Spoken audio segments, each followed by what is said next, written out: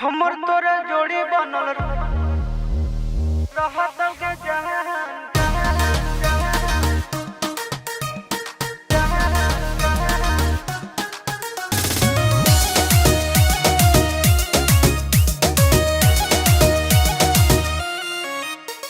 सावन का महीना है, मस्ती में जीना है। 4 चिलम गांजा रोज सुबह शाम पीना है। ए सोना, सावन का महीना है, मस्ती में जीना है। 4 चिलम गांजा रोज सुबह शाम पीना है। सुनो मैं तो भोला भोला रोज सुबह शाम जी।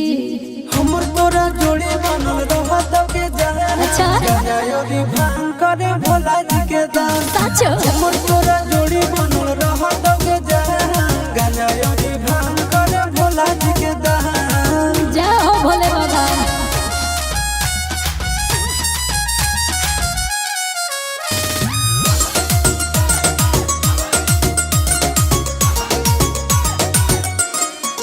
बाबू सोना रे सुनो ना रे, जाऊंगी देव घर सूट के रुआ कलर किन दो ना रे।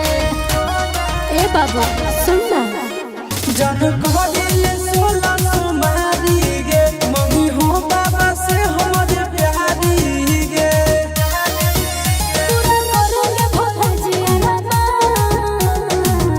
बालक धैर्य रखो। हमर तोरा जोड़ी बनल रहत के जहां गजायोरी भांग करे भोला जी के दान। हमर तोरा जोड़ी बनल रहत के जहां गजायोरी भांग करे भोला जी के दान।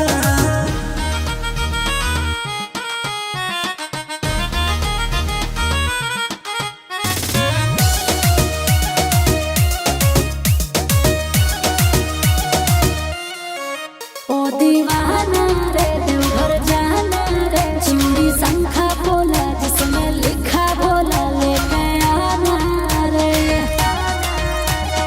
ए बाबू घर ले बैया जे हम गाड़ी गे साचो। जीबै बाबा के दुआरी गे जय हो चिंटू आशीष बाबा के धरो ध्यान।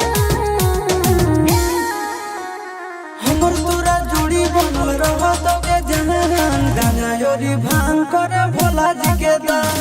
हमर तोरा जोड़ी बनल रहत के जहां गजायोरी